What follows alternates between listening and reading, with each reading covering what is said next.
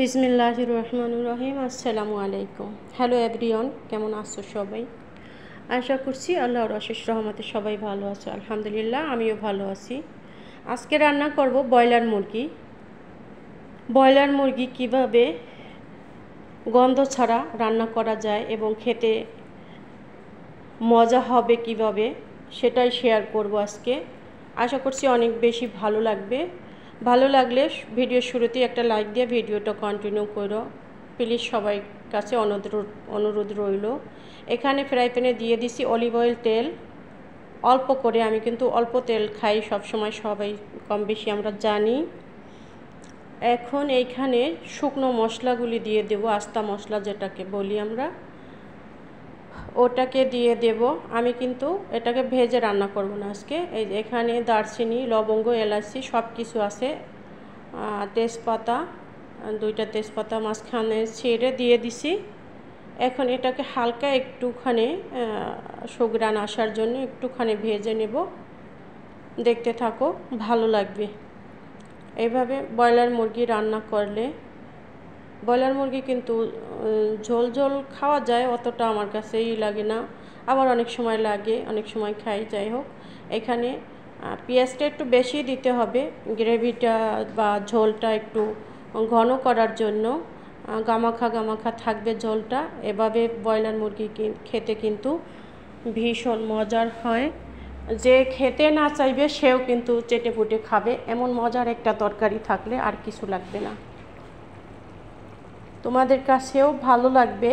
আর যারা নতুন, একবারে নতুন, যারা পারি না আসলে এইরকম ভিডিও, যদি তারাও দেখে অল্পতেই কোনো ব্যাপারই না, শিখতে পারবে, রান্না করতে পারবে। আমি এখানে পেঁয়াজটা যাতে নরম হয়ে যায় তাড়াতাড়ি, যার জন্য, যেহেতু আমি তাড়াহুড়ো করি, সেহেতু আমি একটু লবণ দিয়ে দিছি স্বাদ মতো।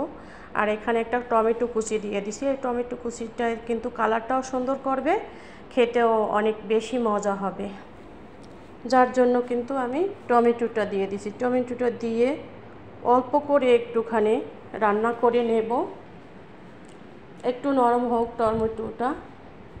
এখানে দিয়ে দিছি একদম উঁচু উঁচু করে 1 চামচ আদা এবং রসুন একসাথে ব্লেন্ড করে রেখেছিলাম, সেটাকে একটুখানি ভেজে নেব, কাঁচা গন্ধটা যাতে চলে যায়।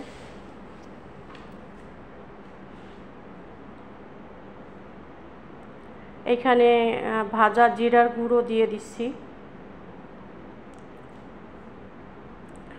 এখন দিয়ে দেব গরম মশলা, গুঁড়ো করা আছে আগেরই।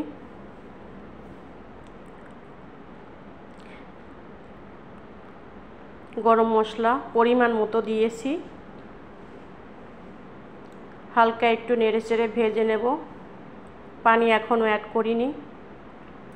এখানে লাল মরিচের গুঁড়ো দেব পরিমাণ মতো, যতটুকু আমার দরকার হয়।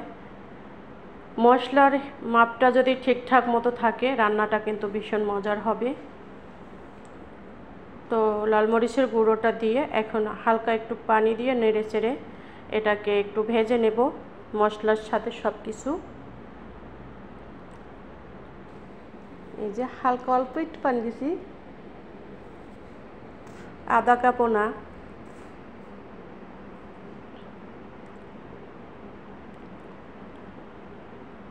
এটাকে একটু ঢেকে দেব মশলাটা সুন্দর মতো হওয়ার জন্য।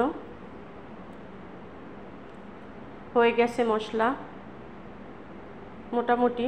ওই সাইডে কিন্তু আমি চিকেন সুন্দর করে অফ ক্যামেরায় ধুয়ে রেখে দিয়েছি, আর একটু কষিয়ে নেব। এখন চিকেনগুলো একে একে আমি দিয়ে দিচ্ছি। মশলা কষানো মোটামুটি শেষের পথে, তারপর চিকেনের সাথেও তো কষানো হবে। আর এখানে আমার নর্মালি 1.5 থেকে 2 কেজির মতো হবে ব্রয়লার মুরগি, ব্রয়লার চিকেন যেটাই বলি। এখন এটাকে সবটা দিয়ে সুন্দর করে উল্টিয়ে পাল্টিয়ে মশলার সাথে একদম মেখে নেব, মানে কষিয়ে নেব। ভেজেও রান্না করা যায়। ঝটপট রান্না করতে চাইলে এই টিপসগুলোই ফলো করলে গন্ধ আসবে না। আমি লেবু এবং ভিনেগার দিয়ে অফ ক্যামেরায় ধুয়ে নিছি, লেবু, ভিনেগার এবং লবণ। এই 3টা টিপস যদি ফলো করা যায়, ব্রয়লার মুরগি থেকে যে আস্তা একটা মানে ব্রয়লারের একটা গন্ধ আছে কিন্তু ওই গন্ধটা কিন্তু আসবে না। আর এইভাবে যদি মশলার সাথে আগে থেকেই সুন্দর করে কষিয়ে কষিয়ে রান্না করা হয় পানি ছাড়া, এই দেখো পানি ছাড়াই কিন্তু কষিয়েছি, আর এখন কতটুকু পানি উঠে গেছে।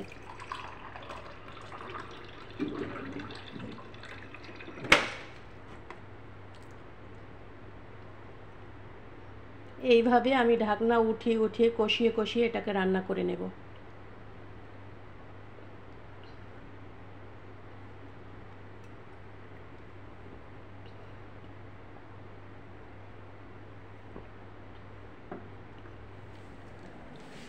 এইখানে যেহেতু চিকেনটা একটু বড় ছিল, যার জন্য কিন্তু আমি রানের মাংসটা একদম চাকু দিয়ে বা নাইফ দিয়ে আমি সুন্দর করে কেচে দিয়েছি, যাতে মশলাটা পুরোপুরি ভিতরে ঢোকে।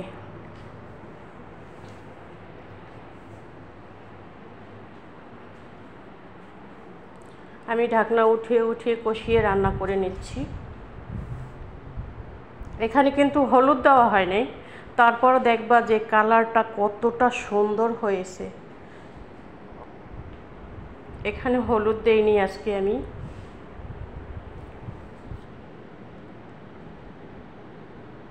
এখন একটু টমেটো সস দিয়ে দিব বেশি টেস্ট আসার জন্য। অল্প একটুই দেব, 1 প্যাকেটের 3/1 ভাগ। ক্যামেরায় হয়তো বেশি দেখা যেতে পারে, অল্প করেই দিয়েছি। চাইলে দিতে পারো, না চাইলে স্কিপ করতে পারো, এটা যার যার ইচ্ছা। আমি টমেটো সসটা দিয়ে দিছি। টমেটো সস, টমেটো এগুলি দিলে সবাই কম বেশি জানি খেতে অনেক বেশি মজা হয়। তো এটাকে দিয়ে আমি সুন্দর করে মিশিয়ে নেব। আর অফ ক্যামেরায়, অন ক্যামেরায় আমি বড় বড় আস্তা মশলাগুলি আমি উঠিয়ে নিচ্ছি, কারণ অনেক কষানো হয়েছে, এখন না থাকলেও কোনো সমস্যা নেই। যতটা উপকারী ছিল সেটা কিন্তু বের হয়ে গেছে। এখন শুধু কষিয়ে রান্না করলেই হয়ে যাবে। এটার উপকারিতা যেটা ছিল সেটা চলে গেছে, সেটা আর এখন নাই।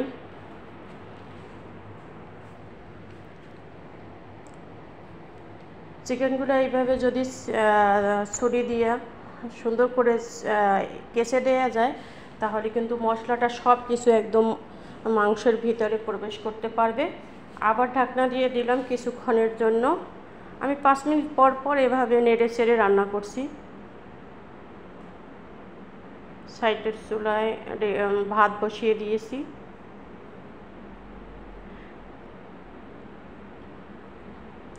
কষানো মোটামুটি হয়েই গেছে।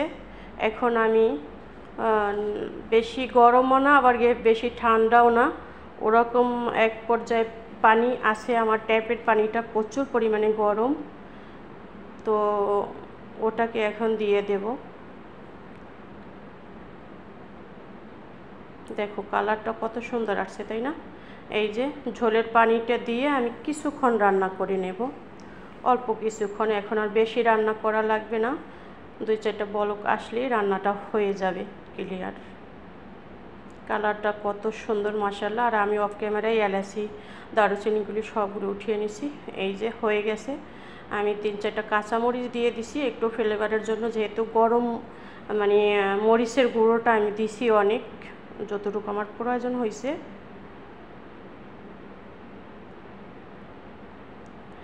এখন একটু গরম মশলা দিয়ে দেব।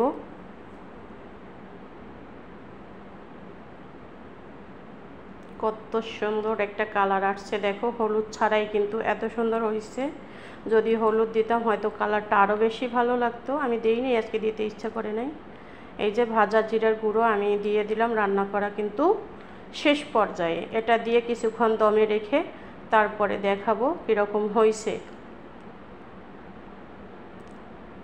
আসলেই খুবই মজার একটা ব্রয়লার মুরগির রান্না। আসলে এক একজনের রান্না এক এক রকমের।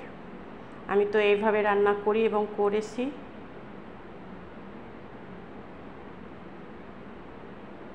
এইভাবে একবার ট্রাই করে দেখতে পারো, খেতে কিন্তু সেই মজা হয়। এই যে ফাইনাল লুকটা দেখো কত সুন্দর হয়েছে। অল্প তেলে এত সুন্দর একটা ব্রয়লার মুরগি রান্না যদি থাকে আর কি চাই বলো। মজার, খুবই ভীষণ মজার একটা তরকারি। এখানে আলুও দেইনি, কিছু দেইনি।